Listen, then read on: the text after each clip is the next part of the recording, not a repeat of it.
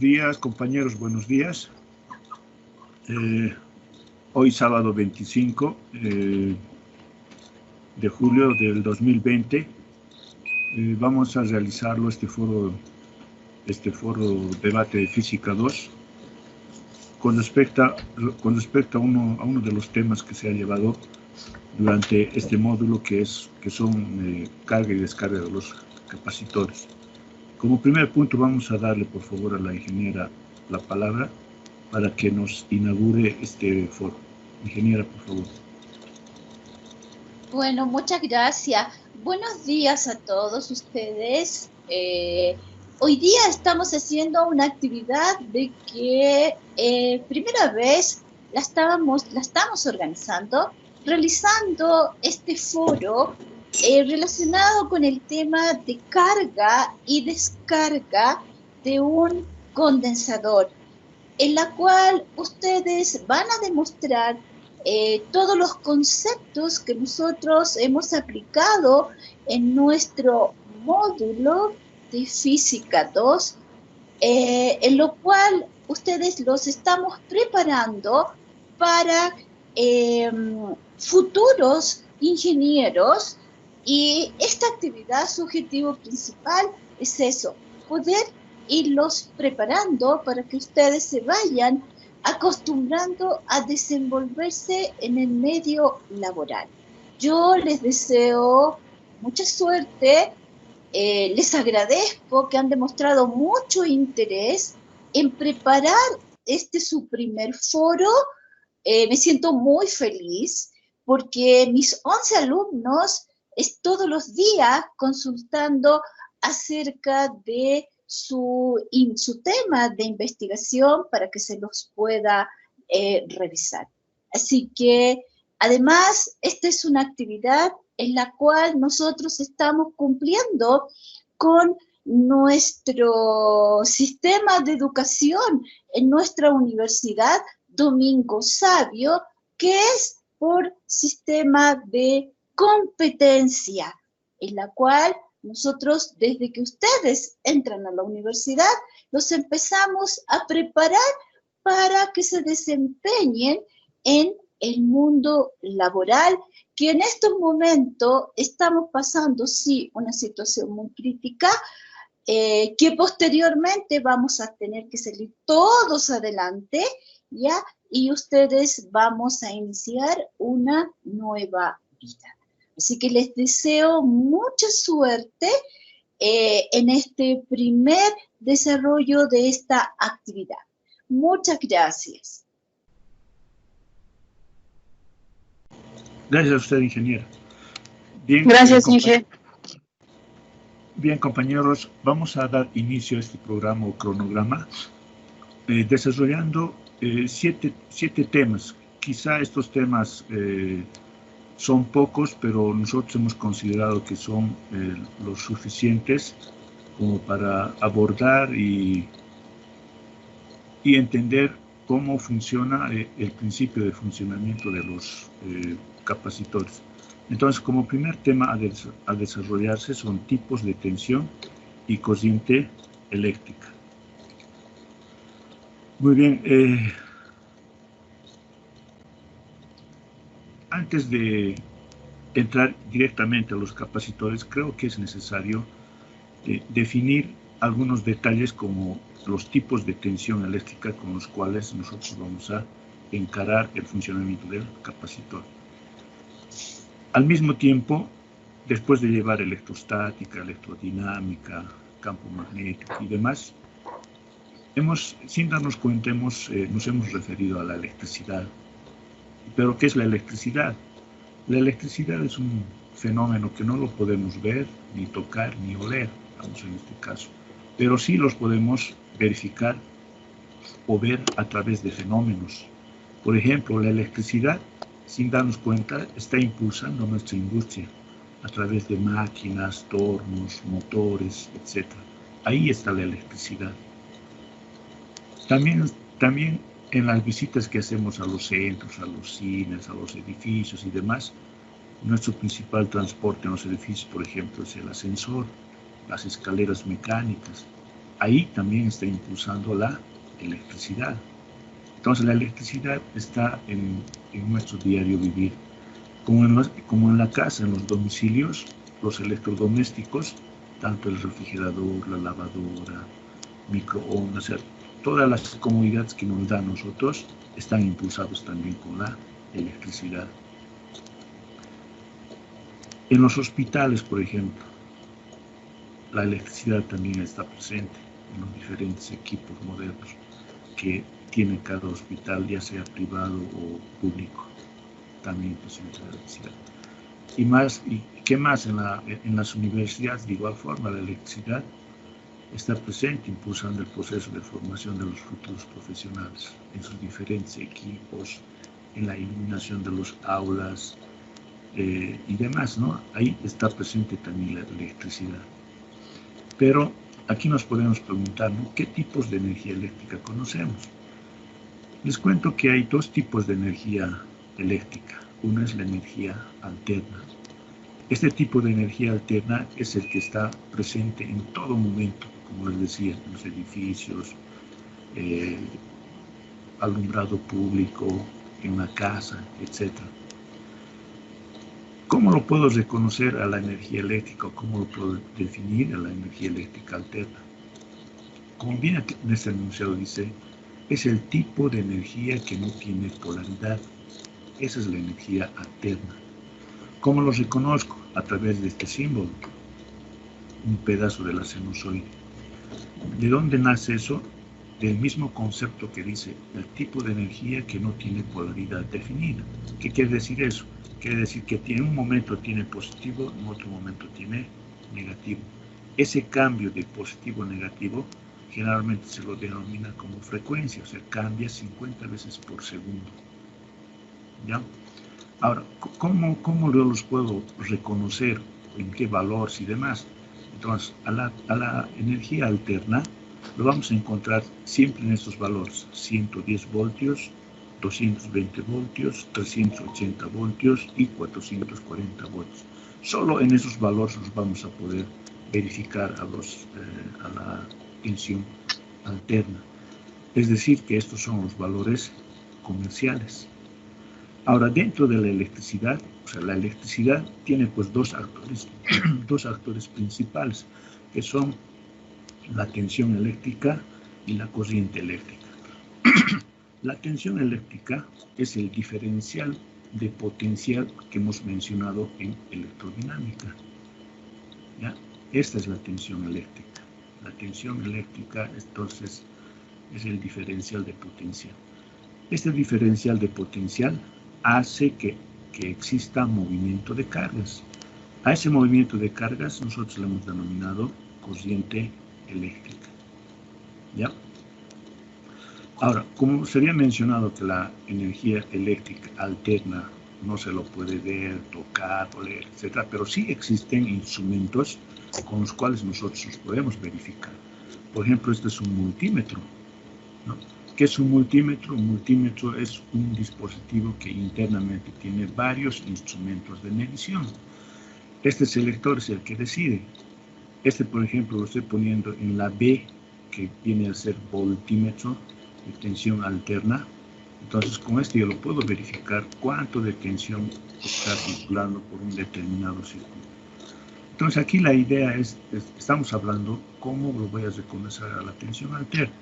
Entonces, a la tensión alterna lo podemos reconocer por este símbolo, ¿no? Donde veamos este símbolo A alterna. Cuando entre a un instrumento, quiero medir tensión, tengo que buscar este simbolito de sinusoide. ¿Sí? Entonces, este me está indicando que tiene la capacidad de medir tensión alterna, ¿no? En otros casos lo vamos a ver con ACV, o sea, Alternation Current para voltaje, ¿no? Entonces, este caso es voltímetro. El otro parámetro que vamos a hablar es la corriente. La corriente, esta medida en su unidad es el amperio. Entonces, aquí ACA de amperio. En este otro ACB, ¿no? Esa es la diferencia. ¿Qué se llaman los instrumentos?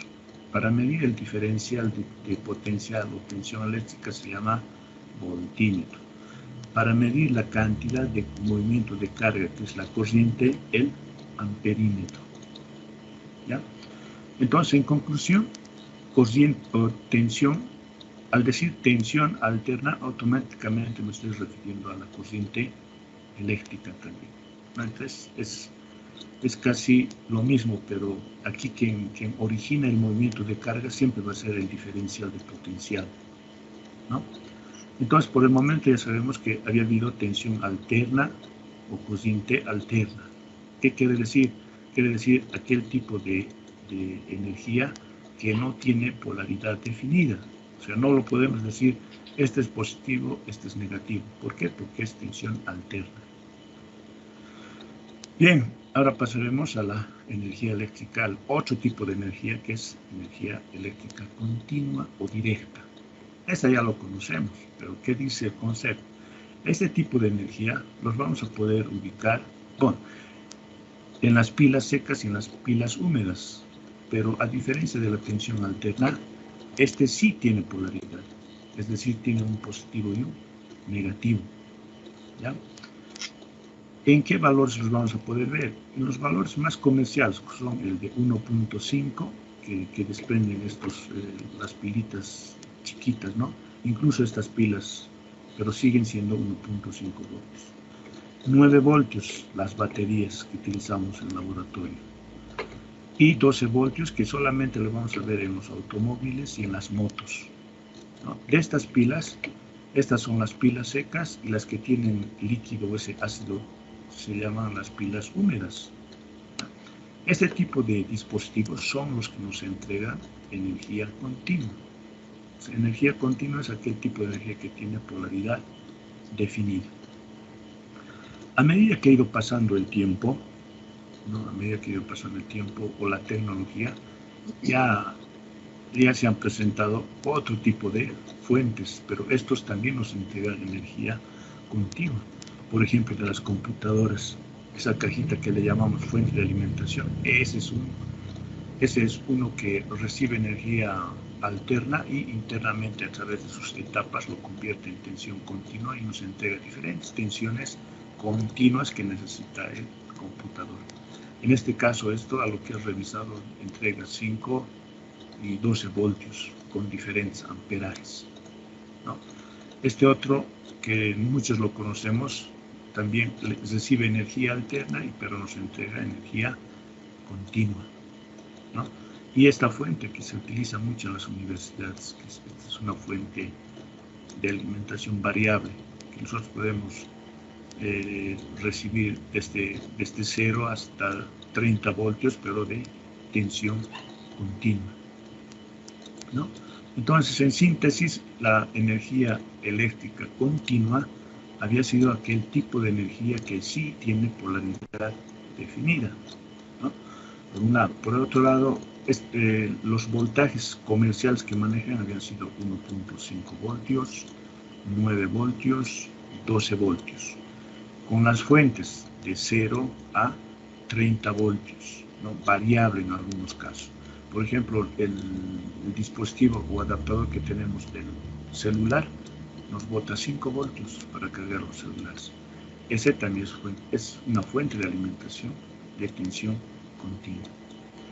Al igual que a la tensión alterna lo determinábamos con un multímetro, aquí también se va a presentar el multímetro. Pero observen este símbolo, miren, está combinado, tiene una sinusoide y a la vez una rayita, que significa continuo. ¿Eso qué quiere decir? Que este voltímetro es, como se puede decir, multiformato, ¿no? Tanto para alterna como para continua me sirve, pueden decir en algunos casos. Pero en este caso, el voltímetro aquí dice para tensión continua y aquí alterna. En cambio, la corriente, si observan, aquí está la sinusoide y el símbolo de continuo. Entonces, este es multiformato. Se puede medir tensión alterna como tensión continua. Eso es lo que quiere decir, ¿no? Y podemos ver ya en cuanto a las aplicaciones de la tensión continua alterna, podemos ver aquí en símbolos, por ejemplo, este es un circuito, ¿no? Su fuente de alimentación continua. ¿Por qué? Porque nos está mostrando la polaridad. En cambio aquí es alterna. ¿no? En un momento está positivo, en otro momento está negativo, ¿no?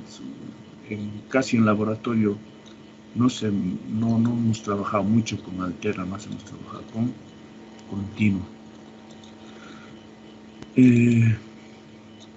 Eso es en cuanto a la socialización que he preparado para que nosotros, digamos, de alguna forma, identifiquemos en la vida diaria con qué tipo de energía nosotros estamos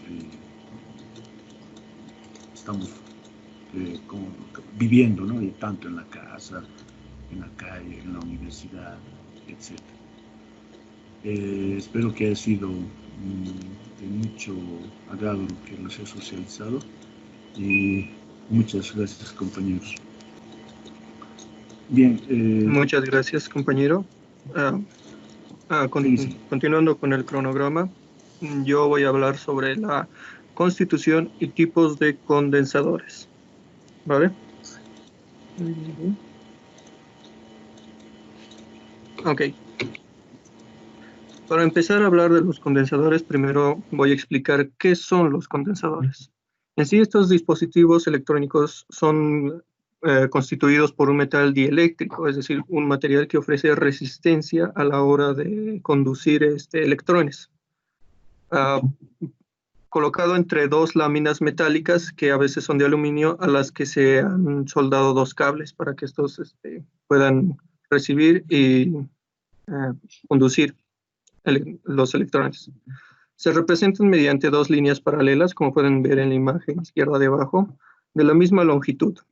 No son polarizados, excepto los electrolíticos, que sí lo son. De eso vamos a hablar más adelante.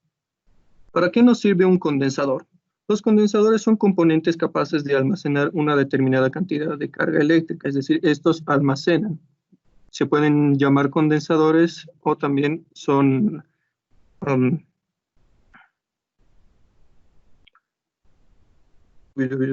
bueno, normalmente se les llama condensadores, ¿vale? La constitución de un condensador consiste en dos superficies conductoras, llamadas armaduras, puestas enfrente una de otra y aisladas entre sí por un material dieléctrico, como ya hablamos antes. Como pueden ver en la imagen de la izquierda, ese es el esquema que normalmente utiliza un condensador. Son dos placas que no van a ofrecer resistencia a la hora de recibir los electrones, y en medio de esta se va a separar con un material dieléctrico o también llamado aislante.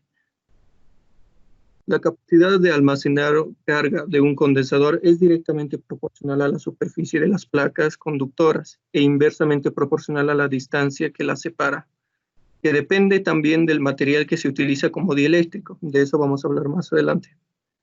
Al aplicar entre las dos placas de un condensador una diferencia de potencial, se desprenden electrones de una de las placas y se depositan en la otra, siendo la carga una cada instante la misma en cada una de las placas, pero de signo contrario. Es decir, una de las placas va a tener un valor positivo y otra va a tener valor negativo. Esas son normalmente las polarizadas, pero ninguna va a tener más que la otra. La capacidad de un condensador se mide en faradios, donde los faradios son iguales a los coulombs sobre los voltios. Y recordemos que el coulomb es la unidad derivada por el Sistema Internacional para la medida de carga de magnitudes físicas, ¿entendido? Así como nosotros conocemos cargas eléctricas, es decir, cantidad de electricidad. Existen tipos de condensadores. Hay dos tipos de condensadores en las que vamos a hablar, que son los polarizados y los no polarizados. Los condensadores polarizados son normalmente los que llevan en sí este líquido especial que en la vida cotidiana se ha determinado como electrolítico. Es un tipo de condensador que usa un líquido iónico, exacto, conductor como una de sus placas, típicamente con más capacidad por unidad de volumen que otros tipos de condensadores. Son valiosos en circuitos eléctricos con relativa alta corriente. Estos solo van a ser para alta corriente. Y además hay que tener cuidado con sus polos. ¿Por qué? Porque si se colocan de en los polos contrarios, estos pueden llegar a hincharse y a explotar. Vamos a hablar más adelante de cómo evitar este tipo de explosión. Ahora, los no polarizados. Estos no llevan ninguna indicación y se pueden utilizar sin tener en cuenta la polaridad. También llevan indicada la capacidad que, aunque en algunos tipos de condensadores se ha optado por un código de colores parecido al que se emplea en la resistencia, estos normalmente van a tener la cantidad de faradios fijo en el mismo dispositivo. Ahí pueden ver el símbolo que se utiliza para los esquemas. Y ahora existen más tipos, más clasificaciones de estos capacitores. Los condensadores fijos tienen la capacidad determinada por el fabricante y su valor no se puede modificar. Su característica depende principalmente del tipo de dieléctrico utilizado, de tal forma que los nombres de los diversos tipos corresponden a los nombres del dieléctrico usado. Es decir, existen tipos de condensadores dependiendo a qué material utilizan. De esta forma vamos a ver estos que son los más importantes y los más usados, como los cerámicos, los plásticos, los de mica, los de poliéster y los electrolíticos. Los condensadores cerámicos. Estos condensadores como dieléctrico utilizan el material cerámico. Se construye de 2 o más capas alternas de cerámica y un metal de capa, una calidad de los electrodos. La composición del material cerámico define el comportamiento eléctrico y por lo tanto las aplicaciones. Los condensadores cerámicos se dividen en 2 clases de la aplicación. Dependiendo de su aplicación, estos se van a dividir en 2 clases. La clase 1 son de los condensadores cerámicos que ofrecen una alta estabilidad y baja pérdida para las aplicaciones de circuitos resonantes. Estos solo son para circuitos resonantes. La clase 2 son los condensadores cerámicos que ofrecen una alta eficiencia volumétrica de memoria intermedia. Estos son utilizados para los bypass y aplicaciones de acoplamiento. Los condensadores de cerámica, especialmente condensadores cerámicos multicapa, que normalmente se les abrevia como MLCC, son los condensadores más producidos y utilizados en los equipos electrónicos. Estos se han llegado a producir aproximadamente hasta 1 billón de piezas por año. Aquí podemos ver un ejemplo de cómo son los condensadores cerámicos, en la que tienen características muy básicas, ¿no? Como por ejemplo son muy pequeños, llevan un número que marca la cantidad de faradios en medio de la cerámica y tienen patitas largas. Los condensadores de plástico. Estos condensadores de plástico en sí se van a subdividir en 2 tipos, de plástico y láminas metálicas y la metalizada. Los de plástico y de láminas metalizadas son capacitores generalmente más grandes que los de la lámina metalizada, pero tienen una capacitancia más estable y mejor aislamiento. Estos, como pueden ver en la imagen de la derecha, van a estar intercalados, es decir, va a ir una placa de plástico y sobre ella otra placa metálica, otra placa de plástico y así sucesivamente. Las láminas metalizadas tienen la lámina metálica depositada directamente en la lámina de plástico. Estos capacitores tienen la cualidad de protegerse a sí mismos contra sobrevoltajes. Cuando esto ocurre, aparece un arco de corriente que evapora el metal eliminando el defecto. Esto es un gran pedazo de plástico y en cada uno están directamente conectados dos láminas metalizadas. Ahora, los condensadores de mica. Estos capacitores consisten de hojas de mica y aluminio colocados de manera alterna, como puede ser el ejemplo del plástico, y protegidos por un plástico moldeado. Son de costo elevado y tienen baja corriente de fuga. La corriente de fuga es la corriente que pierden los condensadores y que hacen que éste pierda una carga con el tiempo. Aparte de tener esta baja corriente de fuga, tienen una alta estabilidad y su rango de valores varía entre 1 picofaradio hasta el 0,1 microfaradio. Como pueden ver en la imagen de la izquierda, así es su forma, tiene sus patitas largas, está recubierto con plástico y marca cuánto voltaje puede llegar a soportar. También tenemos los condensadores de poliéster, que sustituyen a los capacitores de papel, solo que el dieléctrico es de poliéster. Se crearon capacitores de poliéster metalizados con el fin de reducir las dimensiones físicas. Este puede presentar ventajas como desventajas. Sus ventajas son que tiene muy poca pérdida y excelente factor de potencia. Una ventaja, como también puede ser una desventaja, es su tamaño, ya que siendo tan pequeño ocupa menos espacio, pero también es un poco más difícil de manejar. Los condensadores electrolíticos. Estos capacitores pueden tener capacitancia muy alta a un precio razonablemente bajo. Tiene el inconveniente de que tienen alta corriente de fuga y un voltaje de ruptura bajo. Son polarizados y hay que tener cuidado a la hora de conectarlos, pues pueden estallar si se conectan con la polaridad invertida. Se utilizan principalmente en fuentes de alimentación. Estos, como pueden ver en la imagen de la izquierda, tienen una patita más larga que la otra. La más larga es la positiva y la más corta es la negativa. Físicamente, estos elementos constan de un tubo de aluminio cerrado en donde está el capacitor. Tienen una válvula de seguridad que se abre en casos de que el electrolito entre en ebullición. Es decir, estos tienen una cápsula de salida por si esto empieza a calentarse, por si empieza a hervir, y así evitamos el riesgo de explosión. Sin nada más que decir, continuamos con el cronograma. Primeramente, buenos días, ingeniera, buenos días, compañeros. El tema que me tocó exponer es la continuación sobre los condensadores, sobre los tipos de condensadores. Primeramente, les estoy mostrando en mi imagen que deberían aprender antes de comenzar el tema. ¿De qué trata esta imagen? Básicamente trata sobre un eje que está en el centro, como podrán ver aquí, el eje, un rotor y un estator. ¿A qué me refiero con esta imagen? Esta imagen será utilizada adelantemente en los condensadores.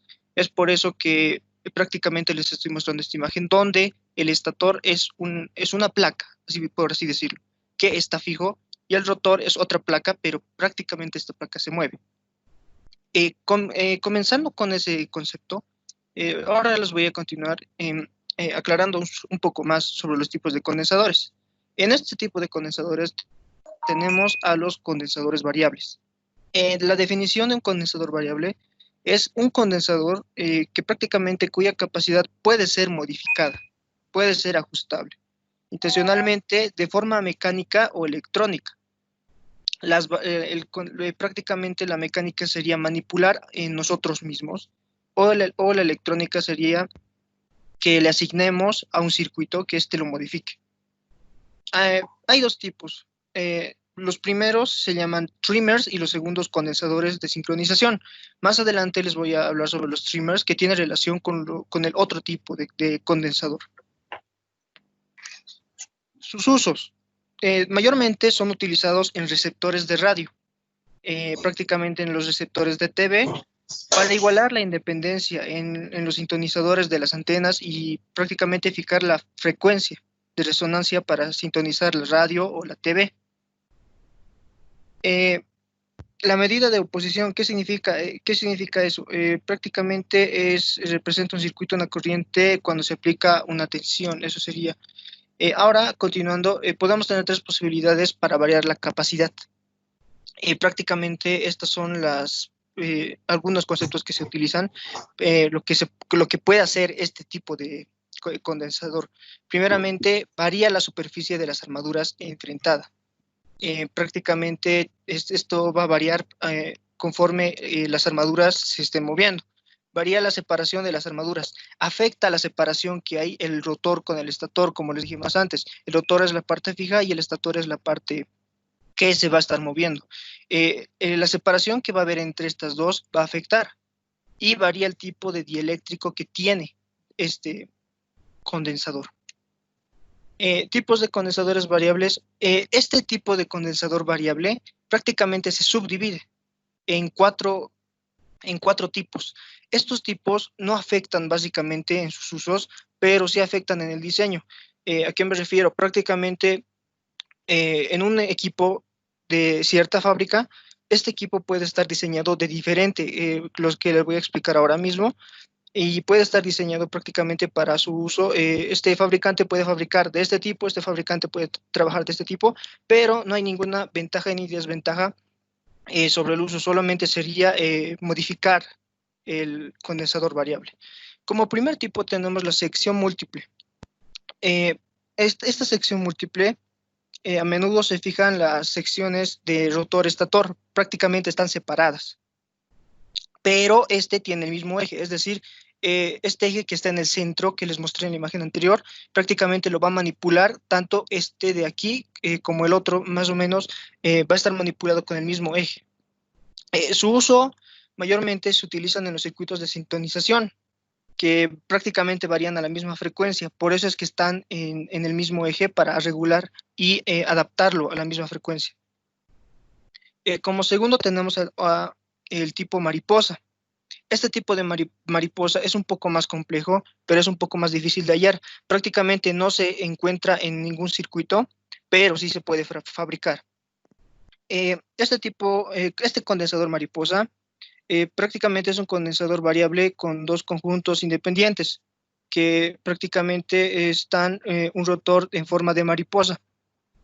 ¿Por qué se llama mariposa? Porque los condensadores fijos, los que se van a mover, están centrados y solo se van a mover 90 grados por lado. Es decir, van a ser como un aleteo de 90 grados de este lado y 90 grados de este lado. Es por eso que se considera un condensador mariposa. Sus usos, prácticamente los condensadores mariposa se usan en circuitos de sintonización simétricos. Por ejemplo, en los amplificadores de potencia. Estos amplificadores de potencia son capaces de generar el rango de tensión e intensidad, más o menos, se puede decir, esos son. Como tercer tipo tenemos el Stanford fraccionado. El Stanford fraccionado, más o menos, es un condensador variable, pero como es igual que la mariposa, tiene las mismas características, la diferencia es que no se limita a los 90 grados. Prácticamente su fijo puede dar una vuelta de 180. A eso es lo que me refiero. Su fijo va rodando y prácticamente no tiene ningún límite. Y su uso, ¿para qué son usadas? Usadas en sintonizadores de antenas simétricos. Sería lo mismo que un tipo de condensador mariposa. Como último tipo tenemos el tipo diferencial. Este tipo diferencial, a diferencia de los demás, es como el primer tipo que vimos. Prácticamente esto se subdivide por dos áreas, como se podría ver, pero este tiene prácticamente dos ejes prácticamente. ¿Cómo es eso? Este se va a mover a diferencia de este, no van a estar centrados en un mismo eje. Eso es posible porque tienen dos motores aparte y prácticamente lo hacen más útiles dependiendo a lo que quieras hacer. Como ejemplo, estos se utilizan en circuitos de capacidad potenciométricos, que estos son para medir la sintonización, se podría decir así, y regular así, es como si tuviéramos dos en vez de uno. Ya, continuando, eso sería todo sobre los condensadores. Ahora me voy con los tipos de condensadores ajustables. En aquí no existen subtipos, automáticamente es uno, que como les dije, a diferencia de los condensadores variables, estos condensadores ajustables son llamados trimers, que pueden ser prácticamente de mica, de aire o cerámicos. Estos trimers son condensadores que tienen un pequeño, por decir, una pequeña perilla, que es lo que hace que se pueda ajustar el rotor y el estator. Como les dije, como el rotor se puede mover y el estator también, lo podemos ajustar y eso sería el ajuste que le podemos dar. Prácticamente se ajustan una sola vez para dejarlos fijos. Técnicamente nosotros lo podemos ajustar, pero no se debería manipular varias veces, lo que me refiero. Usos y aplicaciones. ¿Dónde se encuentra generalmente? Se pueden encontrar en un super-G de radio y en receptores de televisión. Es como el condensador variable. Técnicamente sería lo mismo, lo único es que aquí esto afecta en la frecuencia intermediaria, en un oscilador y de radiofrecuencia. Prácticamente son circuitos que van a interferir en las frecuencias. Aquí están unos parámetros principales del condensador ajustable. Técnicamente son algunas características que tiene el condensador ajustable. Primera característica sería la capacidad nominal y desviación permitida que éste tiene. Esta capacidad está marcada en el capacitor. Técnicamente ya está puesta dentro del capacitor, así como una señal más o menos. Y prácticamente la desviación entre la capacitancia real del capacitor, prácticamente cuando existe una desviación, esta se va a denominar ESOR, va a haber un ESOR. Y la precisión, si hay una precisión, prácticamente va a estar dentro del rango, o sea, va a servir. Es decir, que si va a haber una desviación, va a haber un ESOR, y si no, prácticamente va a estar dentro del rango de desviación. Va a haber una tensión nominal, esta que prácticamente forma al condensador la temperatura ambiente más baja para regularlo. Esta tensión lo va a habilitar, más o menos lo va a temporizar, lo va a equilibrar en el ambiente. Prácticamente la temperatura ambiente de donde está permitida este condensador se marca básicamente en la carcasa del condensador. Este también tiene resistencia de aislamiento, que se aplica al condensador y prácticamente genera una corriente de fuga si es que pasa algún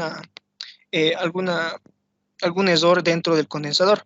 Este también tiene una resistencia de aislamiento, lo cual es beneficioso, ya que prácticamente, técnicamente su mismo nombre lo dice, que es aislar prácticamente. También tiene una pérdida. Puede sufrir pérdidas si es que existe un calor en una unidad de tiempo. Es por eso que se llama pérdida. Estos serían los conceptos que les daría sobre los tipos de condensadores, sobre los dos tipos de condensadores variables y ajustables. Ahora, como experimento, las características de frecuencia prácticamente se puede manipular y si existe una frecuencia entre las dos placas de rotor y estator, existe una ley decreciente, es decir, que su capacidad va a variar. Ahora les voy a mostrar cómo es que se realiza una de estas tipos de condensadores. Como les dije, estos tipos de condensadores depende del diseño que le demos. Todos estos tipos de condensadores que les nombré prácticamente son variables, depende del diseño que le han dado. Y como por ejemplo aquí les voy a mostrar un tipo de condensador ajustable para explicarles un poco más para que entiendan de cómo es que funcionan estos condensadores. Lo que mayormente se utiliza es una placa de aluminio. ¿Para qué la placa de aluminio? Aquí mayormente en los condensadores se utilizan los materiales de aluminio y acero porque son como que se llama transferencia de electricidad, son buenos, es decir, son compatibles, por así decirlo. Por eso es que se utiliza estos tipos de materiales. Utilizaremos una placa de aluminio, una varilla de 316, que sería su medida, las tuercas, los pernos, trozos de fibra o acrílico. Técnicamente esto no afecta, pero sería para la base. Más adelante les voy a explicar para dónde entra el acrílico, y un perno más extra para ver su funcionamiento. Continuando, estas son las placas de aluminio donde se deberían cortar de 4 por 8 centímetros. Ahora, estas placas son los que van a estar concentradas entre el rotor, que son las partes fijas. Esas placas son fijas. Luego, prácticamente se debería pulir estas placas para que tengan un mejor, un mejor sentido, que no varíen, que no afecten. Porque si es que pasa algo, este condensador puede chispear o puede pasar algo. Se debería hacer como se ve, está haciendo extremos en ambos lados para que entre la varilla y para que salga este resultado. Así debería estar el resultado de estas placas. Prácticamente deberían estar acopladas en la separación, como más antes les explicaba, la separación influye. Mayormente esta separación es de 4 milímetros y 2 milímetros. Más adelante les voy a explicar cómo es que funciona la separación. Este es el ensamble del estator, donde va a estar fijo. Y como se podrá ver, estas placas prácticamente que tengan un radio serán para el rotor, no para el estator. Los de estator sería como una placa fija, y los de estator sería una placa que prácticamente lo vamos a manipular. Como podrán ver, esta sería la última fase de la placa del rotor, que se podría decir, y quedaría así. Prácticamente las placas de acrílico quedarían aquí para que no afecten en lo que lo vamos a conectar a a la corriente. Prácticamente aquí está el eje. Este es este es el rotor que prácticamente lo vamos a manipular. Si de aquí utilizamos una perilla y lo movemos, este rotor se va a mover. Como está centrado en un eje central, esto lo vamos a poder manipular, depende.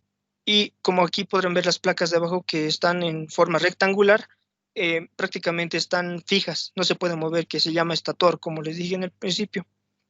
Aquí existe una separación. ¿Para qué sirve esta separación que le estamos dando?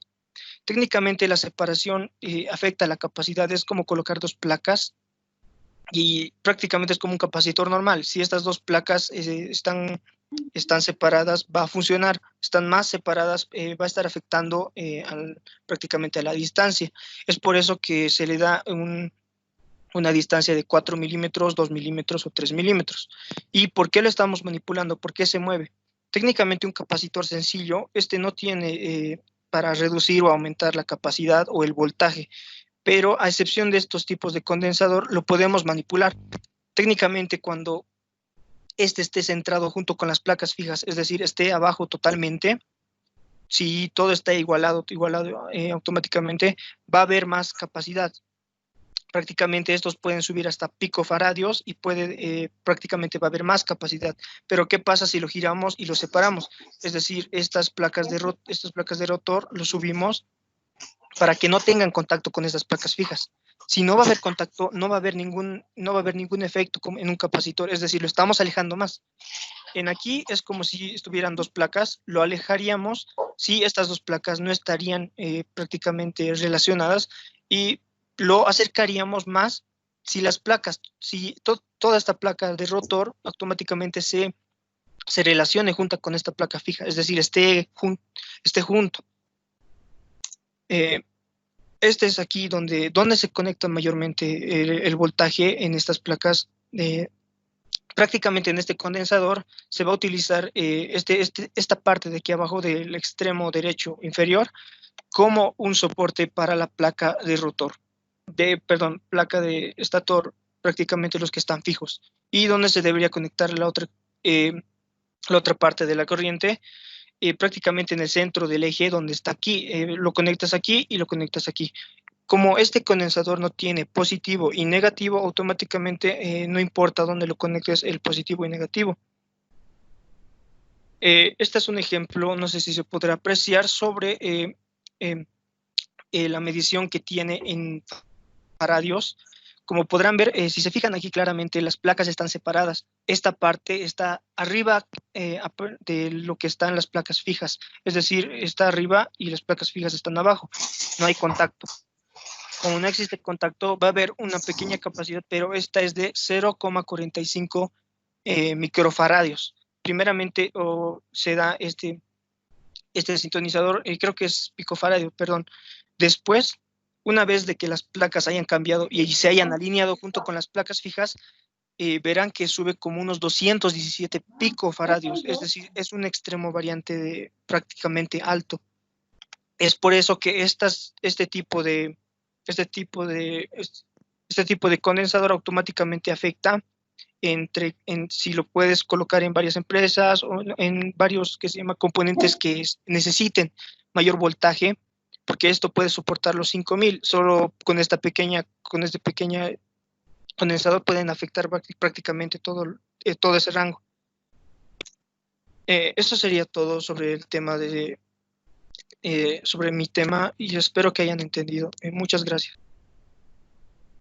En primer lugar, muy buenos días, ingeniera, muy buenos días, compañeros. A mí me tocó los condensadores más utilizados, ¿no? A continuación voy a ir al grano, ya que mis compañeros ya dijeron el concepto de esto.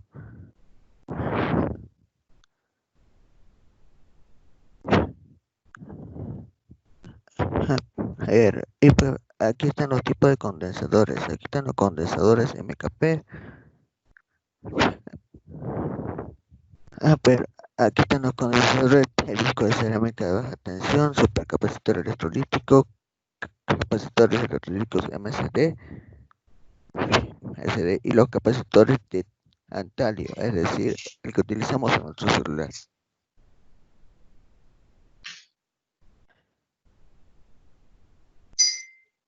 Y pues aquí va la demostración gráfica del condensador MKP. Aquí el capacitor MKP emplea poliéster metalizado como dieléctrico.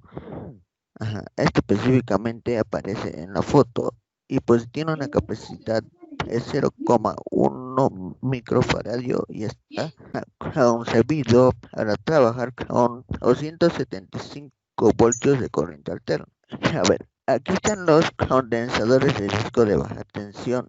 Aquí los capacitores de cerámica se fabrican con muy pequeñas capacidades y su tamaño también es pequeño. Esto se emplea fundamentalmente en circuitos de alta frecuencia y junto con los capacitores electrolíticos. Aquí hay otro, el supercapacitor electrolítico de alta capacidad de carga. Este supercapacitor electrolítico es de 1 farad y 5 voltios de corriente alterna. Aquí el campo electrolítico SMD. Aquí los capacitores electrolíticos SMD pero son de 560 milifaradios y 5 voltios de corriente directa de trabajo. En último lugar tenemos el capacitor electrolítico de tantalio. Esto se utiliza en los dispositivos electrónicos, es decir, en los celulares específicamente, y se sustituye a los capacitores electrolíticos más normales de aluminio y se pueden almacenar una carga mayor siendo mucho más pequeños. Eso sería todo. Gracias, Felipe. Buenos días. Bueno, me toca a mí, me ha tocado, soy Ariel Manuel Pucapaz y me han tocado condensadores y sus aplicaciones más comunes, ¿no? Como ya han explicado lo que es un condensador, yo voy directo a las aplicaciones, ¿no? Sus aplicaciones más comunes son en las baterías, o también se puede decir baterías de condensador, que es un receptor que se instala con la finalidad de compensar el consumo de potencia reactiva e inductiva. Básicamente la función de esta batería de condensador es introducir una potencia reactiva en la misma dirección, ¿eh? Luego está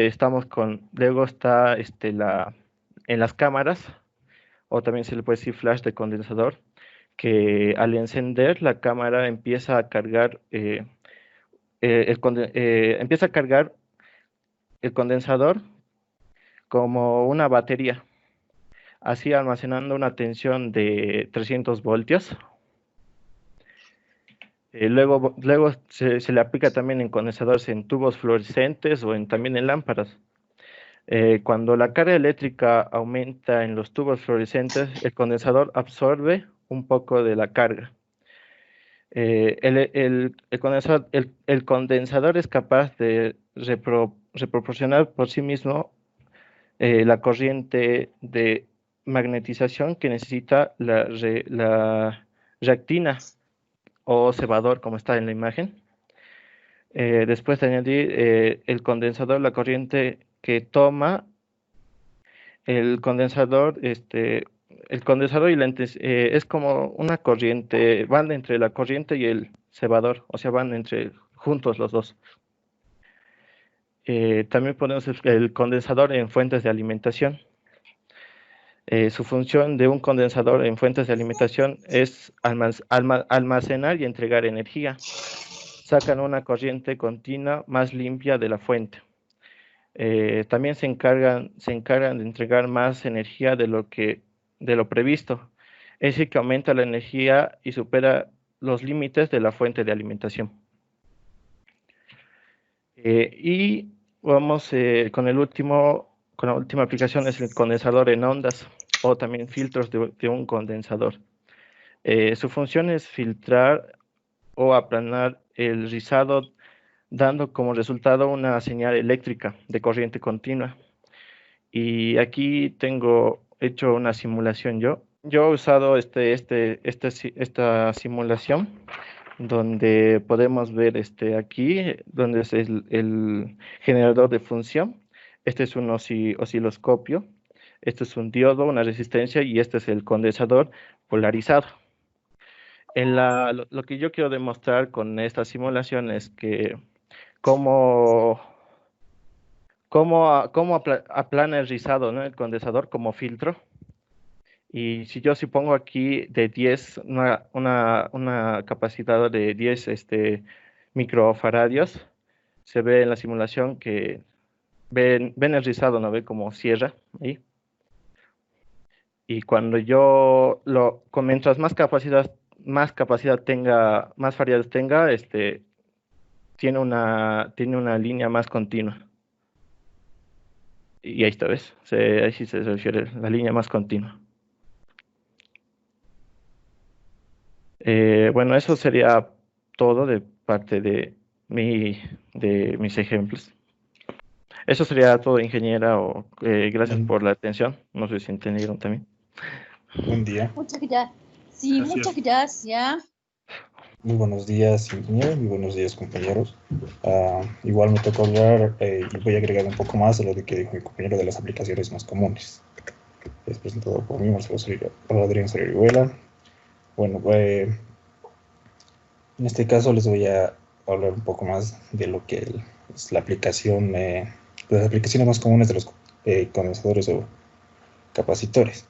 En este caso podemos notar que lo podemos usar también, que se utiliza para aplicaciones de descarga rápida, en este caso como un flash en una cámara.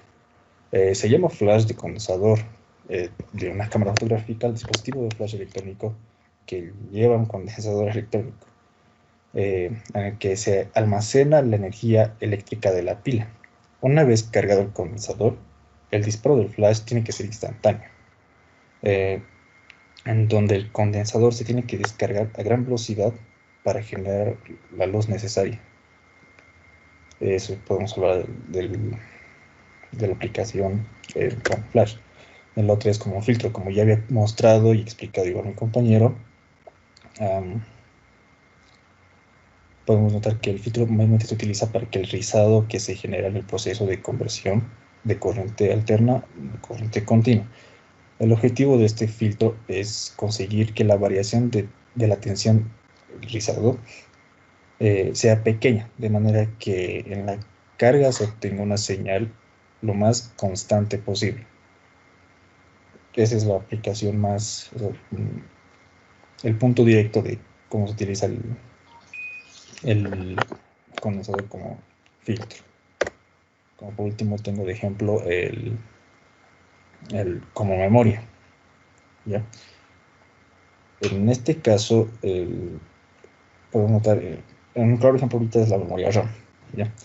Que al principio que permite la memoria RAM almacenar la información en este es muy sencillo, relativamente sencillo. Los chips de RAM contienen millones de capacitores, cada uno de ellos en combinación con un transistor.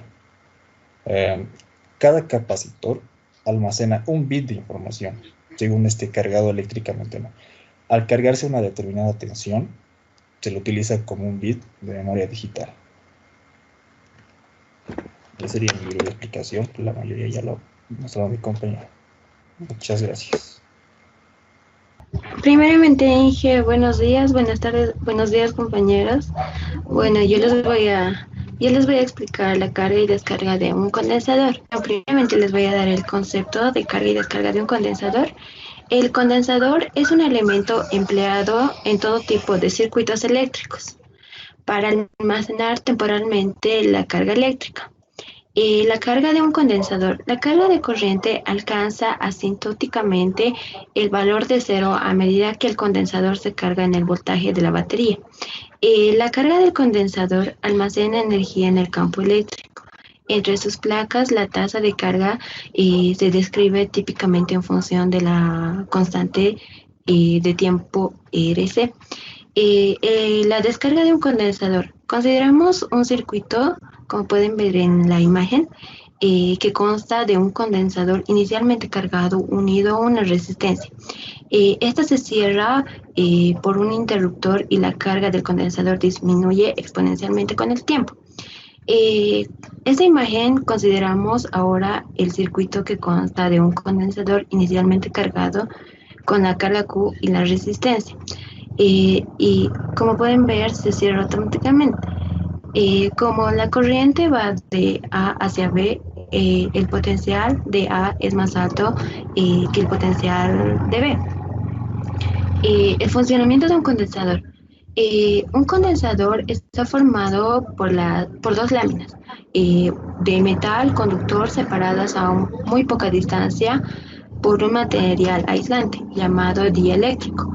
Y como plástico o cerámico, las láminas conductoras están tan cerca que sus átomos pueden verse pero no tocarse. Explicando técnicamente, las láminas están lo suficientemente cerca para que los átomos con falta de electrones atraigan a la lámina contraria. El dieléctrico, como material aislante, no podrá que los electrones puedan pasar de una lámina a otra. Bueno, aquí tengo una pequeña elaboración donde los materiales son una batería de celular de 3.5 voltios, un condensador de 2200 microfaradios, 25 voltios, una resistencia de 100 ohmios, 2 LEDs y cables. Bueno, el proceso, primeramente pueden ver la batería de celular. Sacamos el polo positivo y lo conectamos al condensador. Y de ahí mismo lo conectamos a la resistencia. Sí. Luego podemos observar que está conectada la resistencia con un LED. Perdón, está conectada con un LED. Se nota que está prendido, como pueden ver en la primera imagen, está prendido. Y cuando la luz se apaga, acá está apagada, significa que el condensador está totalmente cargado. Y acá podemos ver todo lo contrario. Vemos que la resistencia y el LED están conectados y está prendido a la vez. Esto significa que el condensador está descargado y cuando se apaga es porque el condensador está totalmente descargado. Seguidamente podemos ver que este LED está prendido y aquí está apagado. Esto es porque el condensador está cargado.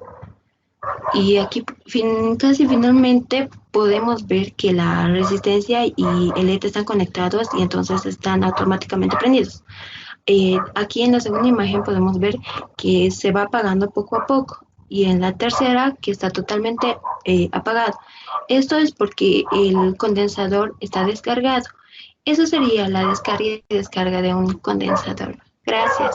Voy a explicar la parte de descarga y descarga de un condensador como estudiante Ángela Choque de la carrera de Ingeniería Industrial.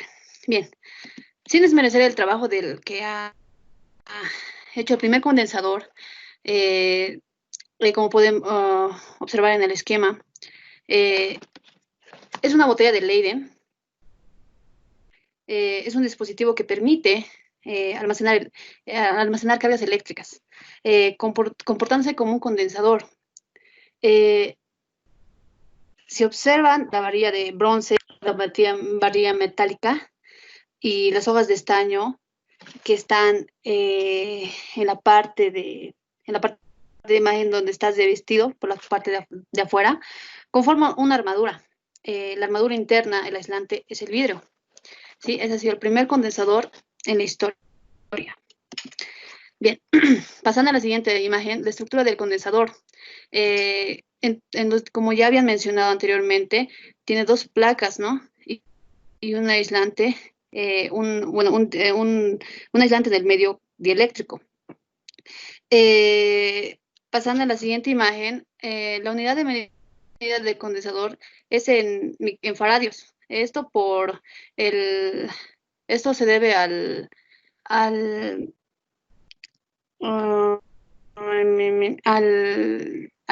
inventor, que es Michael Faraday, ¿no? Es importante de conocer las medidas de un condensador. Bien, ¿de dónde adquiere un condensador esa energía?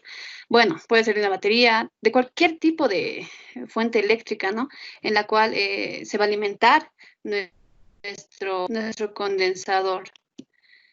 Bien, los códigos de colores son muy importantes para que nosotros podamos identificar el voltaje, la tolerancia que va a tener, la tensión con la que va a trabajar nuestro condensador. Bien, la carga y descarga son una pérdida de electrones y una ganancia de electrones. Hay un flujo interno dentro de lo que ocurre en la parte del condensador.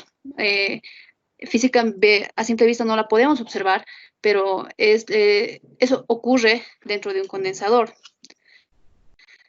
Bien, la carga y descarga de un condensador.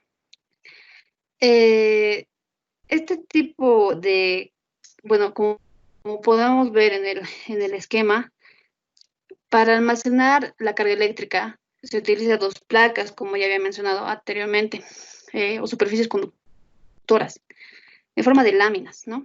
Si bien un condensador no se descarga instantáneamente, lo mismo que ocurre, por ejemplo, si queremos pasar en un coche de 100 kilómetros por hora a 120 kilómetros por hora, no podría pasar. Si bien directamente que hay sino que hay un periodo transitorio, lo mismo ocurre con su carga, tampoco es instantánea, como podemos observar en el esquema. Al poner el tiempo de carga, claro, el tiempo de carga va a depender mucho de la capacidad del condensador y de la resistencia que vamos a poner. Sí, bien. En la descarga de un condensador, como ven en el esquema, hemos cambiado la posición del conmutador y ahora la carga del condensador se va a descargar, ¿no? La descarga y la descarga es sencilla porque ingresa en un flujo, la misma almacena, eso es lo que hace el condensador, almacenar, agarrar la energía y cuando nosotros la liberemos va a empezar a actuar. Como un plus, quería dejar en claro que la seguridad es primero, cero tolerancia a la inseguridad, obtener todas las medidas de seguridad para que nosotros, cuando un condensador está cargado, nosotros manipularlo con las medidas de seguridad que competen en el área, ¿sí?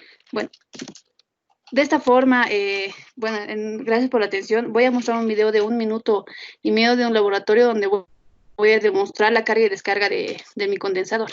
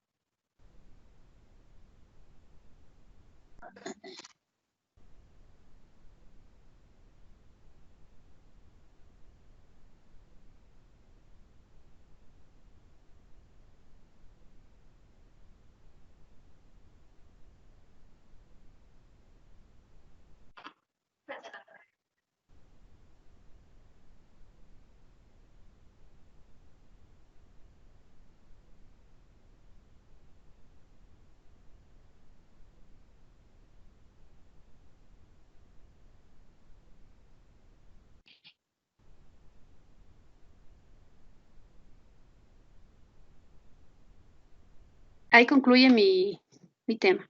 Gracias. Buenos días, ingeniero. Buenos días, compañeros. El tema que voy a exponer es asociación de condensadores.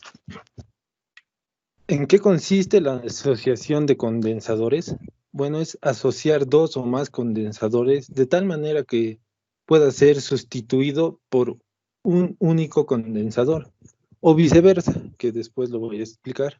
Principalmente los condensadores se pueden asociar en serie, paralelo o mixto. Asociación de condensadores en serie. Como se puede ver en la imagen, consiste en asociar dos o más condensadores en un hilo de conductor de un circuito, de esta manera, como se ve en la imagen. Y también puede ser sustituido por un único condensador, que sería la inversa de ese condensador, va a ser igual a la sumatoria, a la suma de la inversa de sus capacidades de los otros condensadores, como se ve aquí la forma. Asociación de condensadores en paralelo. Esto consiste en condensadores que están en paralelo que se unen en sus extremos, como se puede ver en el punto A y punto B, que también puede ser sustituido por un único condensador o viceversa. Y es la suma de los condensadores, de las capacidades. Bueno, a continuación, para entender más este tema, les voy a explicar con un ejemplo dónde se utiliza la asociación de condensadores. Todos usamos una computadora y esta computadora, además de tener muchos elementos, tiene un procesador, que es casi lo principal, una de las cosas principales. Este procesador necesita entre 0.9 voltios a 1.5 voltios. Si tiene más de eso, puede llegar a quemarse, y si tiene menos de ese voltaje, simplemente no funciona. En toda placa madre que tiene nuestra computadora, tenemos esta asociación de condensadores, que en las placas madres se llama VRM, módulo regulador de voltaje, que son estos que pueden observar. Están en serie. Para que puedan entender cómo funciona, vamos a empezar desde lo básico, desde la corriente de nuestras casas. Como podemos ver, la corriente de nuestras casas tiene una fluctuación muy grande, que si es que llegara a tocar directamente al procesador, simplemente lo quema. Lo que pasa es que va de nuestro enchufe, va a la fuente de poder, que esta fuente de poder manda igual 12 voltios. Por un cable manda 12 voltios, pero eso es igual mucho para el procesador. Entonces ahí actúa la asociación de condensadores, que en este caso en las tarjetas madres se llama VRM, que son estos cuadraditos, que lo que hace es convertir estos 12 voltios a la fluctuación de estos 12 voltios, volverlo a 0.9 voltios o 1.5, dependiendo del procesador, de una manera que la fluctuación no sea tanta, y así pueda funcionar el procesador sin ningún error. A mayor condensadores, aquí solo vemos 6, a mayor es menos fluctuación y menos posibilidades de riesgo que nuestro procesador llegue a quemarse o a no funcionar. Eso sería todo. Gracias. Buenos días, compañeros. Buenos días, ingeniera. Buenos días. Bueno, yo les voy a hablar un poco sobre la asociación de condensadores, que como introducción tenemos que definimos la capacidad de un condensador como la relación entre la carga y la diferencia de potencial, que sería su fórmula C es igual a Q sobre U. En el sistema internacional, la capacidad se mide en faradios. En esta imagen podemos ver unas 3 cargas y 3 capacitores. ¿Qué es una asociación de condensadores? Es lo mismo que decir que es una asociación de capacitores, a lo que investigué. Una asociación de condensadores es en la que se puede calcular la capacidad equivalente, es decir, reemplazar la asociación por un único condensador equivalente.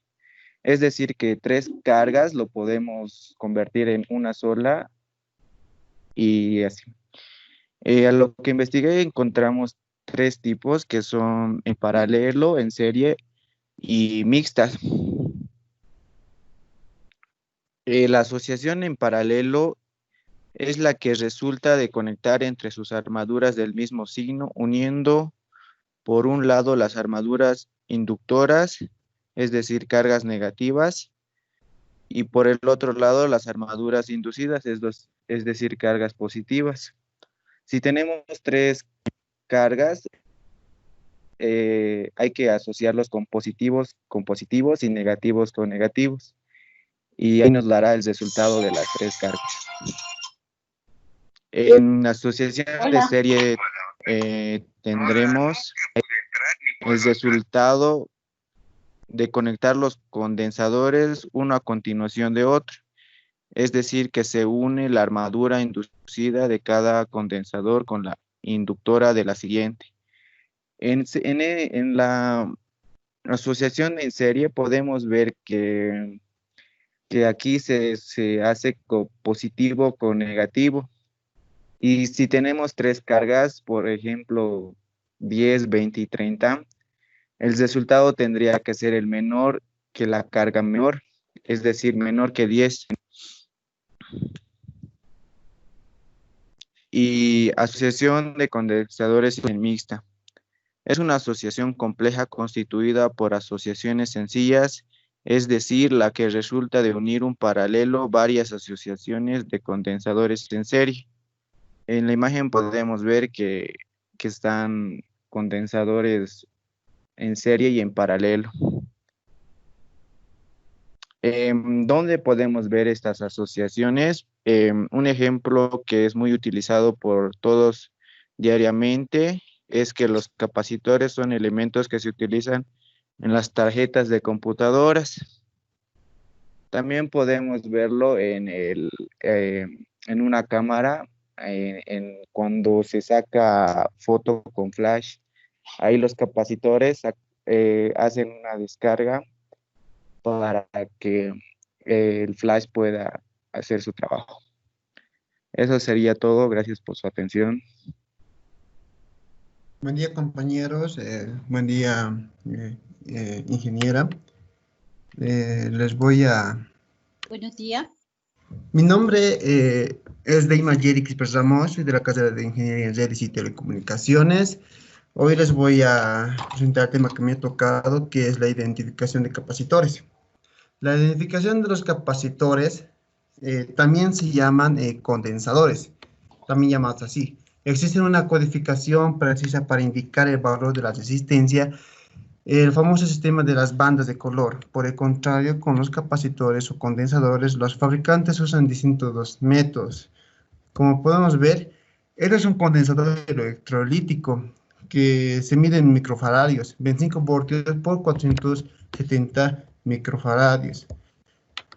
Para valores mayores de 1 microfaradio, como por ejemplo, con los electrolíticos de aluminio o tantalio, generalmente escriben el valor en el cuerpo seguido por la abreviación de microfaradio.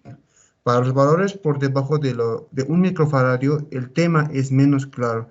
Generalmente se usa una codificación que consiste en un número de 3 dígitos seguido por una letra. Como podemos observar, aquí vemos dos capacitores que vemos ahí esos números. Eso vamos a ver un poco más abajo, cómo funciona. Por ejemplo, esto es para... también se usa para los circuitos. Aquí podemos ver otra modalidad de los capacitores. A mitad camino entre el picofaradio y el microfaradio existe otro submúltiplo muy usado que se llama nanofaradio y que es 1000 veces más grande que un picofaradio y 1000 veces más pequeño que un microfaradio. Estas relaciones es importante porque con valores relativamente grandes de capacitores, por ejemplo, de un microfaradio, hablar de él en una descripción como el capacitor de 1.000.000 de picofaradios es medio incómodo, y lo mismo vale para un capacitor de 18 picofaradios. Como podemos ver aquí, vemos distintos números de los capacitores. Por ejemplo, aquí está el 100 picofarados, 680 picofarados, 1 nanofaradio. Entonces, eso es lo que nos indica lo que estaba leyendo un ratito. Volviendo al sistema de codificación para los capacitores entre un picofaradio y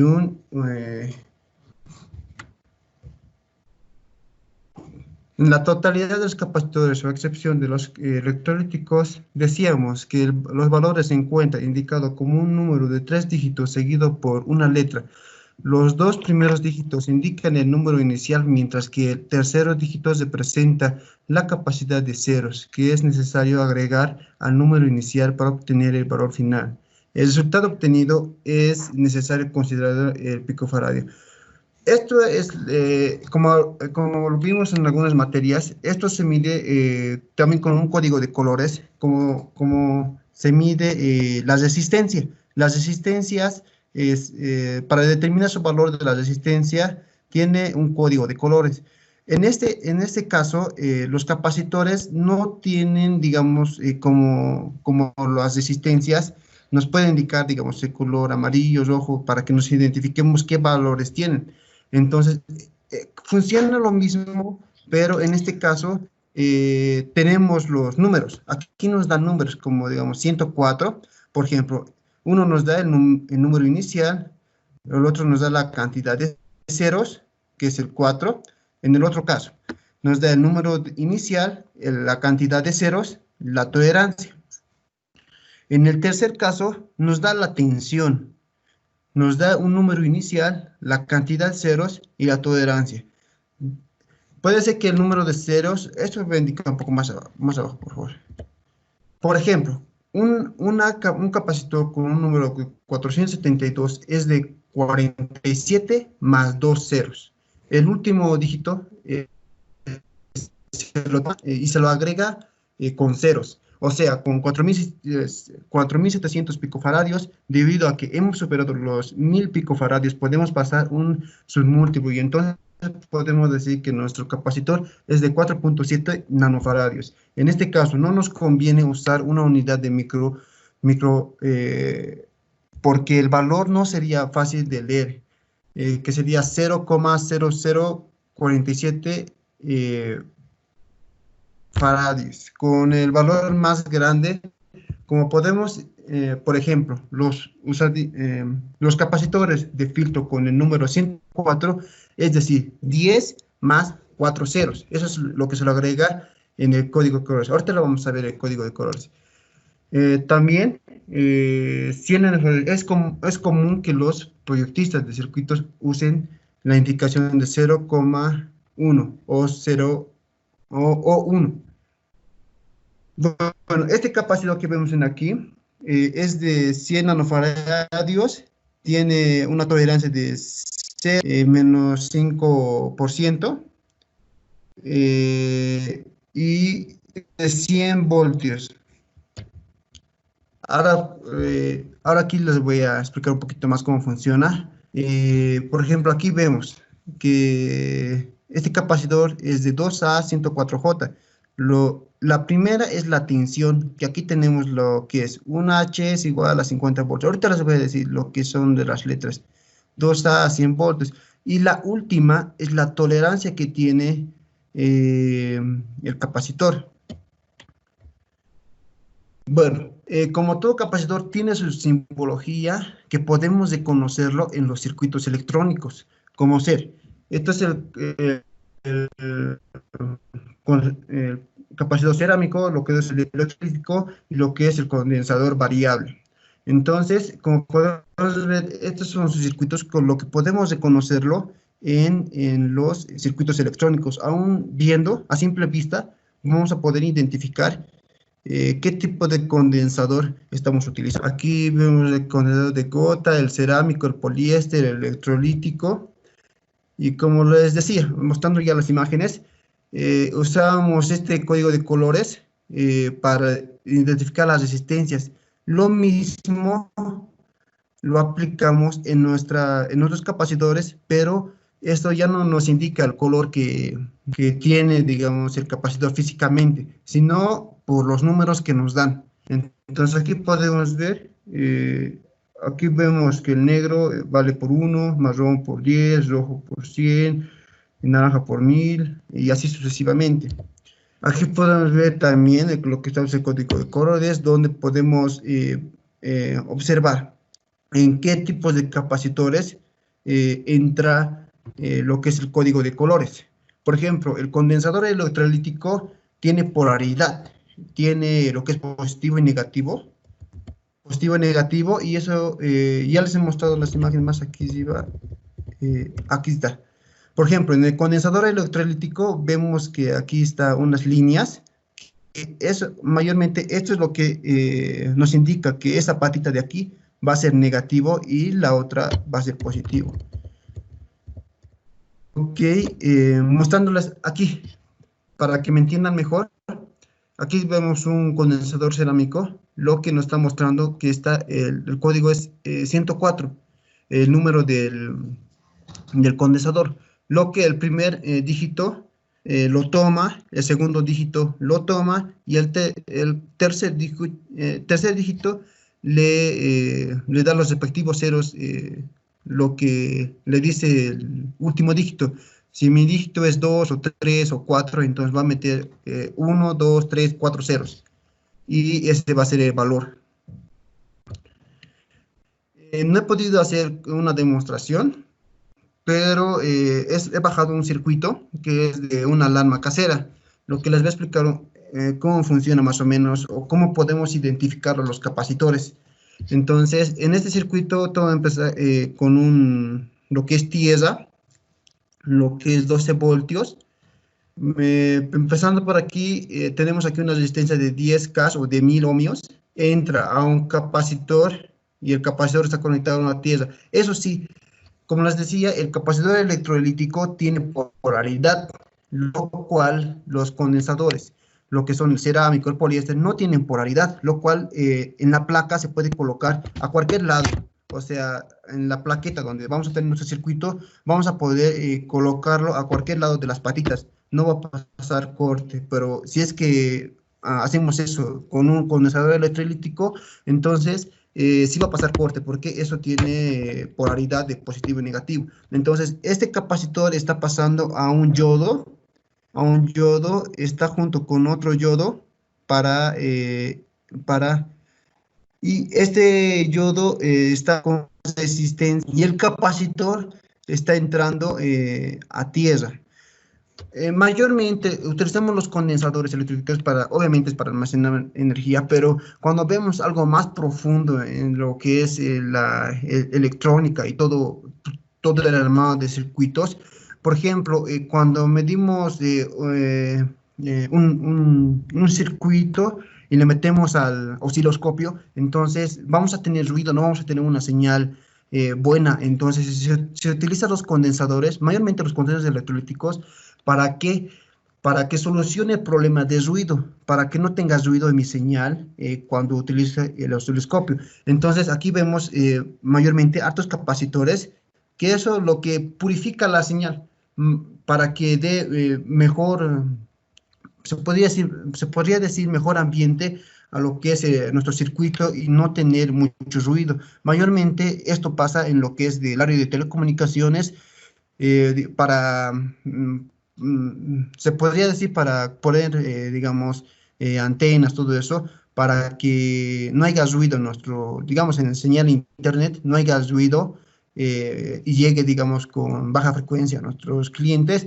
Entonces se coloca lo que es condensadores para que nuestra señal sea estable y sea confiable. Entonces, en este circuito manejamos tanto que son yodos, que son, por ejemplo, aquí estoy manejando pulsadores, está entrando a una resistencia, estoy entrando a lo que son los transistores PNP diré, y por ejemplo aquí tenemos lo que es el capacitor, lo que es el 100 microfarados por 16 voltios, ese sí tiene su polaridad, lo cual está saliendo directamente a la alarma del transistor NPN, está saliendo una resistencia a un LED, para mostrarnos que la alarma se ha prendido. Y desde aquí abajo encontramos lo que es un pulsador está entrando a un capacitor junto a una resistencia del transistor, y está saliendo a una resistencia para salir a lo que es,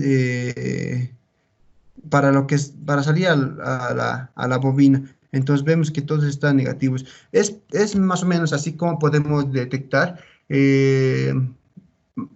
a simple vista, viéndole en la placa, qué tipo de condensadores estamos utilizando. Por ejemplo, con esto termino. En esta imagen tengo aquí lo que es el condensador electrolítico, lo que es el cerámico, lo que es el poliéster. Y aquí vemos obviamente otros circuitos, como los LEDs, los RDS, algunos motores y, digamos, algunos implementos que vamos a necesitar para hacer funcionar nuestro proyecto. Muchas gracias por escucharme. Gracias. Bien, muchas gracias, Deimar. Prácticamente Deimar ha sido la persona que ha cerrado, digamos, este foro, donde nuestro objetivo era conocer el principio de funcionamiento de los condensadores, así como su aplicación diversa en la industria.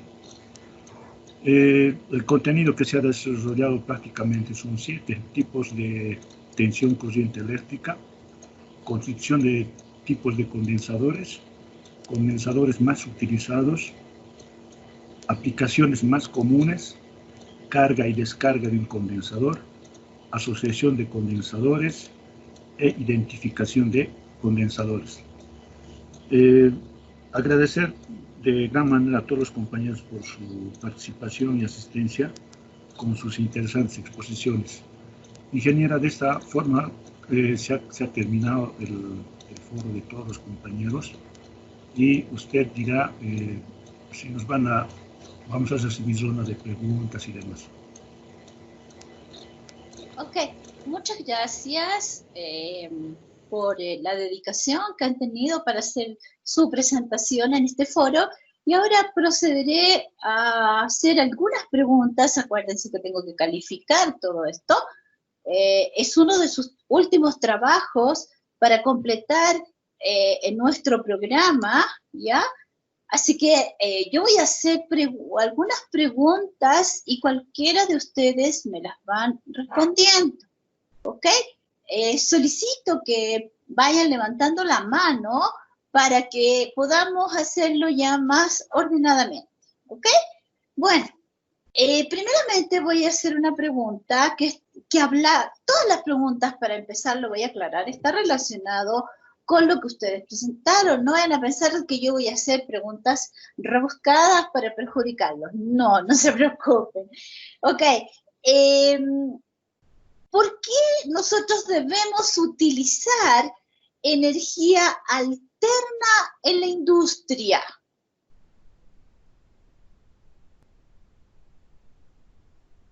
Sí, puedes responder nomás, Juan Carlos. Gracias, ingeniera. Decía que la energía alterna es una de las energías más fáciles de generar, por un lado.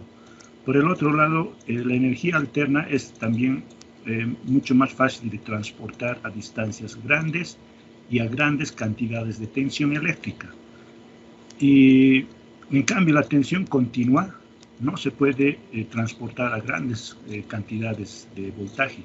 Nos podríamos dar cuenta en las baterías, por ejemplo, apenas podemos transportar 12 voltios, en las pilitas chiquitas 9, 1.5 voltios, ¿no? Pero la industria no requiere esos voltajes de 12 voltios, 9 voltios.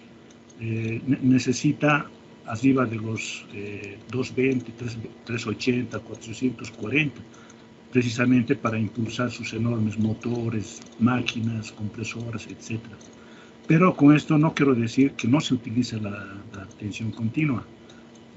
A medida que se ha ido escuchando incluso las brillantes exposiciones de mis compañeros, nos hemos dado cuenta que tanto las computadoras como todos los dispositivos que utilizamos nosotros internamente trabajan con tensión continua, pero están relacionados también con la tensión alterna. Un claro ejemplo de la computadora, su fuente de alimentación, recibe energía alterna, ¿no? Y esa fuente de alimentación internamente, a través de sus diferentes etapas que tiene, lo transforma en tensión continua y trabaja el equipo respectivo. Entonces, en conclusión, podemos decir de que las dos energías los manejamos a diario, las dos energías, la alterna y la continua, de acuerdo a las necesidades del dispositivo. Gracias, ingeniero. Ok. ¿Alguno de los compañeros quiere agregar algo más relacionado con esta pregunta? ¿Puede decirnos?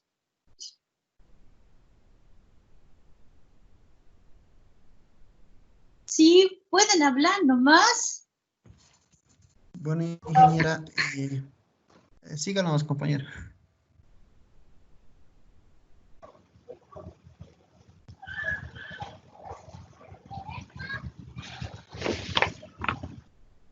¿Puedo hablar, ingeniera? Por supuesto.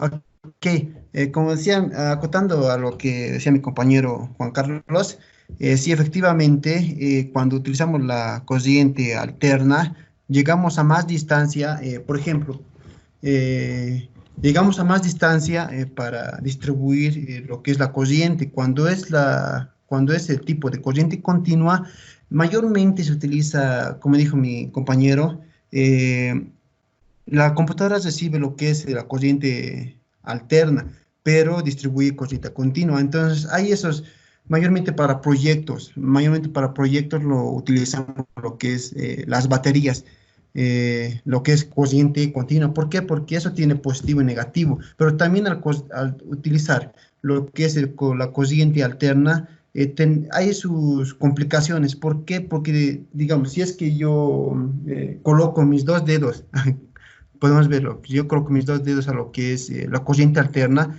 entonces tiene una alta tensión, pero si es que colocamos, digamos, o hacemos pasar, digamos, corriente a una batería de lo que es, que utiliza la corriente continua, entonces, o sea, no hay mucha carga que nos puede, digamos, ocasionar problemas a nosotros, pero sí lo que es la corriente alterna. Eso sí, es muy complicado porque nos puede ocasionar, digamos, ciertos problemas.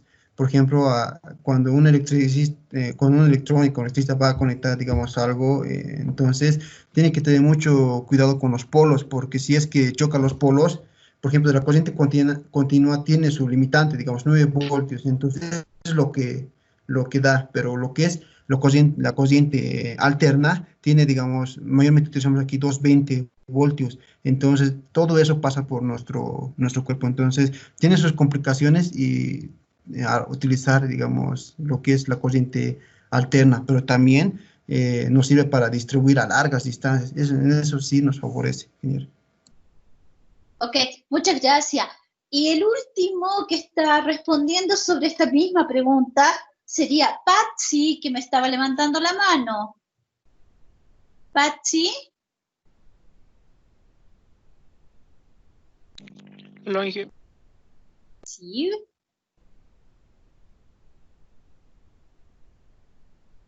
Hola.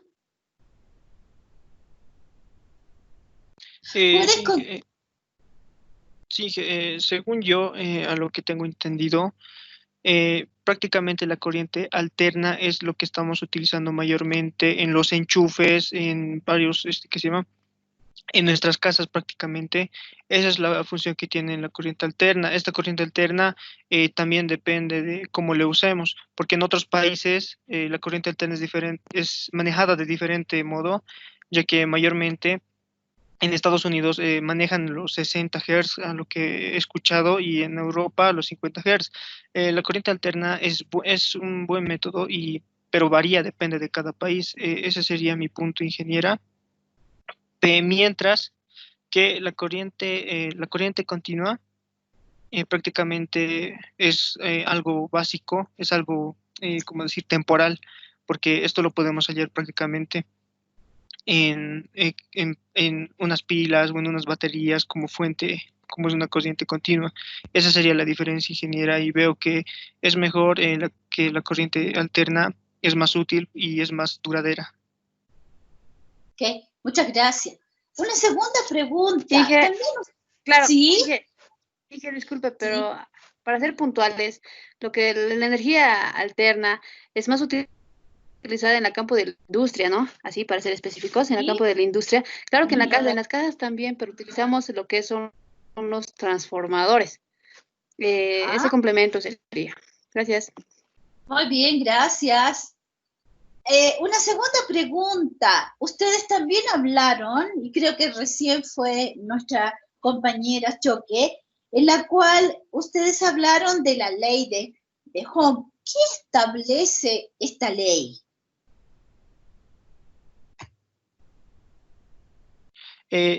Jonathan. Jonathan. Prácticamente la ley de Ohm establece de que el voltaje es igual a intensidad por resistencia. Es decir, esto nos va a calcular cuánto de voltaje vamos a necesitar, o dependiendo si es que vamos a necesitar intensidad o resistencia. ¿Y qué es el voltaje, qué es la intensidad y qué es la resistencia? En mis palabras, sin que la resistencia es prácticamente lo que lo va a limitar, o sea, lo va, ¿así que se llama? Para que no haya una intensidad fuerte o para que el voltaje prácticamente lo regule, por así decirlo. Como podemos ver, la resistencia de los resistores de 110 ohmios o de 220, incluso de que llegue hasta a un nivel más alto, mientras que el voltaje, la intensidad, perdón, está medida en amperios. Eso sería, ingeniera, así nos va a dar un voltaje, prácticamente eso es lo que establece la ley de Ohm. Ok. Rafael estaba levantando su mano. Cuéntanos, ¿qué nos puedes agregar más acerca de esta ley? Bueno, de una manera más técnica, lo que hace la ley de Ohm es que relaciona estas magnitudes. ¿Qué magnitudes está relacionando? El voltaje, la intensidad y la resistencia. Para calcular cada una de estas, tiene cada una su fórmula que cada una se relaciona. Es decir, si el voltaje es igual a la intensidad por la resistencia, entonces la intensidad va a ser igual al voltaje sobre la resistencia. Así, igualmente, la resistencia sería igual al voltaje sobre la intensidad. Esto sirve para calcular la corriente que atraviesa un circuito directamente. Eso sería lo que yo pudiera aportar, ¿no? Sería lo más básico. Ok, gracias. También estaba levantando su mano Juan Carlos Torres. ¿Qué nos puedes agregar más? Bueno, yo coincido mucho con Rafael. La ley de Ohm es una de las leyes que lo manejamos a diario, en especial los técnicos, los ingenieros. ¿Qué es la ley de Ohm? La ley de Ohm es el que relaciona los tres parámetros principales, que son la tensión, la corriente y la resistencia. Pero esta ley de Ohm tiene sus limitancias, que solamente funciona en circuitos básicos, o sea, un circuito de una sola malla. Pero a medida que ha ido pasando el tiempo, para circuitos más complicados que vendrían a ser los mixtos, ya entrarían las otras leyes que son leyes de Kirchhoff. Pero en síntesis, ¿para qué sirve la ley de Ohm? Sirve para predecir, o sea, para calcular qué tipo de material voy a utilizar, qué tipo de conductor voy a poner en un determinado circuito. Por ejemplo, en los pequeños laboratorios que hemos hecho en Digital 1, por ejemplo, la ley de Ohm nos ha servido para determinar en un determinado circuito qué tipo de resistencia voy a poner para proteger un LED, en este caso, ¿no? Entonces, como conclusión se podría decir que la ley de Ohm nos sirve para calcular dispositivos y que funcione, digamos, un determinado proyecto eléctrico que tenemos, o electrónico también. Gracias, ingeniero. Ok, muchas gracias. Y la última pregunta que voy a hacerles es lo siguiente. ¿Cómo se comporta un capacitor cuando está completamente cargado?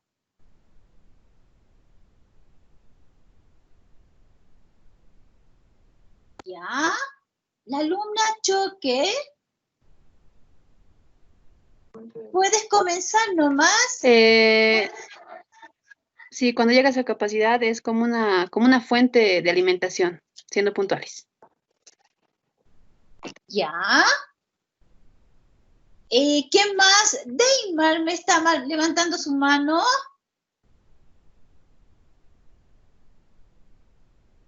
Deimar.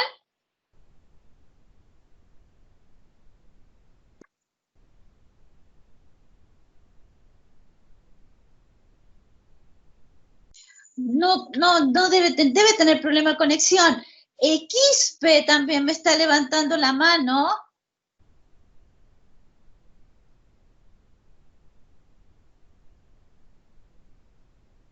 Bueno, esos son los problemas que se nos presentan siempre en clase, que no tienen conexión, quieren los alumnos tratar de poder expresarse, y lamentablemente estos problemas de conexiones con la internet siempre nos está perjudicando.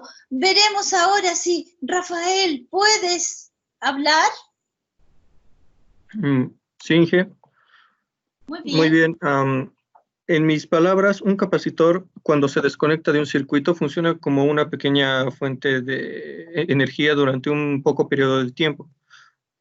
Sería más fácil imaginarnos el capacitor como un balde o como un envase que va a almacenar una gran cantidad de energía, el cual lo va a ir soltando de manera purificada y de una manera más continua para evitar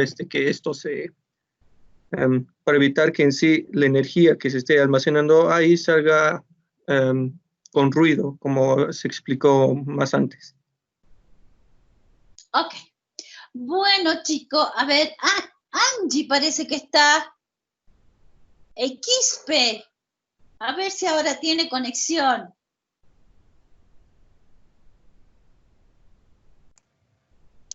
Ingeniera, me disculpar. ¿Sí? Ingeniera, como decía mi compañera, cuando llega, mayormente los condensadores electrolíticos llega a su carga completa, entonces tiende cuando le desconectamos lo que es la energía alterna, entonces tiende a cargarse, entonces tiene un tiempo limitado para que empiece a descargarse. ¿No habrán visto los cargadores que venían antes con un foquito? Tardaban en apagarse el foquito, es porque tenía una carga y se estaba tratando de descargar todo hasta llegar a cero para que se apague el foquito. Entonces, en ese punto, ingeniero.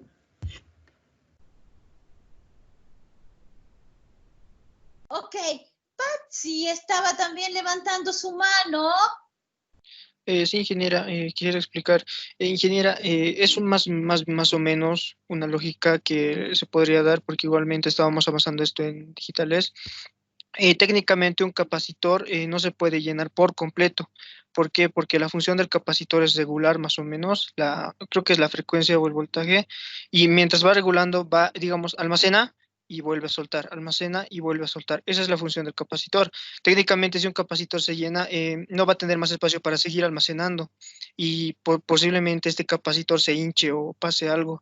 Eso sería una cosa de lo que qué pasaría que si un capacitor está a su límite, prácticamente si se llena, porque un capacitor no se puede llenar al tope, ya que su función, como he explicado, es almacenar una cierta cantidad y automáticamente soltarla en una frecuencia que básicamente regule el voltaje. Esa sería la función del capacitor. ¿Y qué pasa si desconectamos la electricidad? Obviamente va a haber una cierta cantidad de energía almacenada en el capacitor, y esto va a hacer que reaccione el circuito probablemente, que va a seguir por un tiempo funcionando así, digamos, con un LED con un capacitor. Desenchufas y automáticamente el LED se va a ir apagando poco a poco, ya que va a estar almacenado en el capacitor, creo, energía, pero no creo que pueda llegar al tope, ingeniera, porque podría pasar algo si llega al tope. No podría cumplir su función de regular. Eso sería, ingeniera. Muy bien.